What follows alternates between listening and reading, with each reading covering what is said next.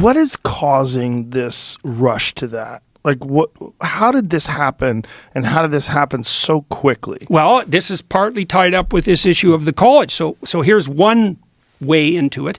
So now professionals are bound by law to offer gender-affirming advice. They're bound by law. Okay, so this is what this means. If you bring your 13-year-old in to be evaluated by a physician or a psychologist, and maybe she has high levels of neuroticism, tilting towards depression and anxiety, and then that's making itself manifest in bodily discomfort. Now that's being shaped by this cultural fad that insists that if you feel uncomfortable in your body, it's because you're of the opposite gender. That's the psychological epidemic part of it. And we can talk about that in a little bit more detail. But now you're duty bound by law, if you're a professional, to say, oh, you think you're a boy? Yeah, absolutely. You absolutely, 100%, you are. What can we do to facilitate that move forward? And that all got, what would you call, pushed into the law under the guise of the elimination of conversion therapy.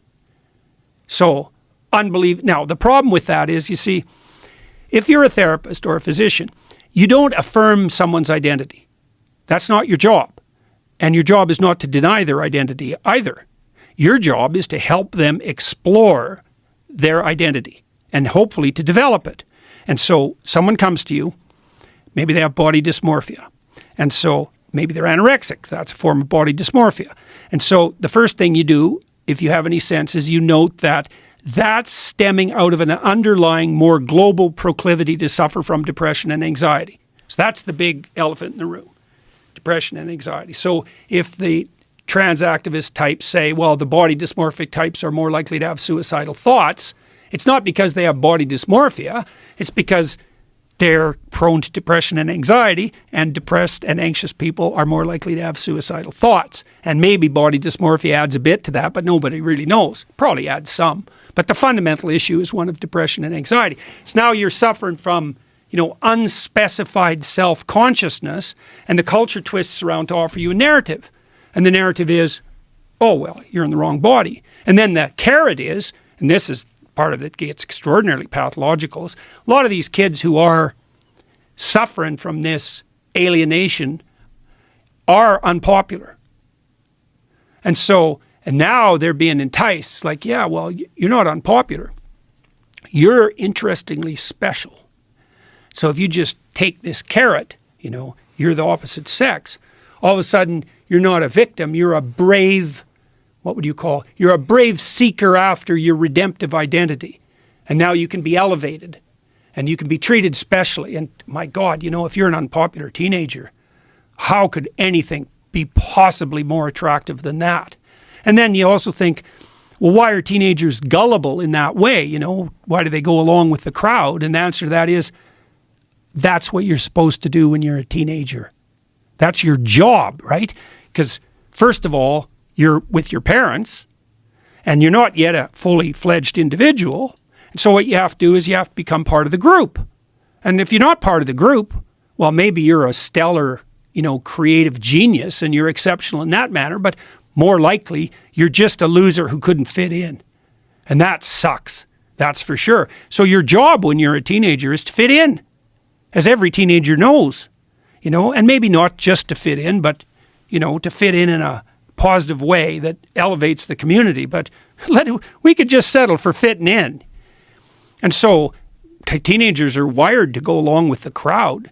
And then if the crowd is offering something pathological, that happens all the time. You get a psychological epidemic. And I knew that. I told you. I told the Senate this in 2017. And why did I know? Well, I knew the literature. We've tracked psychological epidemics going back 300 years. 300 years. Here's some of them. Multiple personality disorder. It cycles in society. Disappears, then there's one case, then it spreads like mad. Then there's multiple personality disorder everywhere. Teenage girls mostly.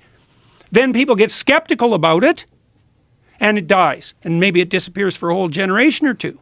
Then a case pops up. Just does this. That's happened for 300 years. Cutting was a psychological epidemic. Bulimia was a psychological epidemic. Anorexia was a psychological epidemic. the satanic daycare ritual abuse accusations that came out in the 1980s. That was a psychological epidemic. And the rule basically is that if you confuse people about a fundamental element of their identity, then those who are already so confused they're barely hanging on are going to fall prey to that, and all hell's going to break loose. And that's exactly what's happened in the trans situation. But the difference between this one as opposed to the other ones like multiple personality disorder is that this one is being reinforced culturally. Like you are rewarded. Yeah, well, the multiple personality disorder, that happened there too, because you'd get a lot of attention from media, especially the people who are the first, who display the first symptoms of multiple personality disorder. You get a psychologist or a psychiatrist or an alienist, if you go back far enough, who reports this fascinating case of multiple personality. And, there are people who are dissociative. So they kind of have multiple personalities. They're united by memory.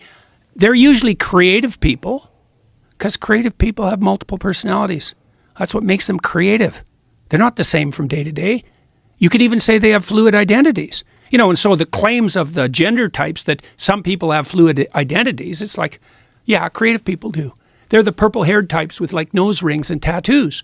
That's all part of trait openness. You combine that with high neuroticism, negative emotion, then you get people who are fluid in their identity who are also prone to depression and anxiety. So that's also crystal clear. And so, look, if you're an outsider, will you want to be a dull and contemptible outsider? Or do you want to be an interesting and compelling and nouveau, exciting outsider?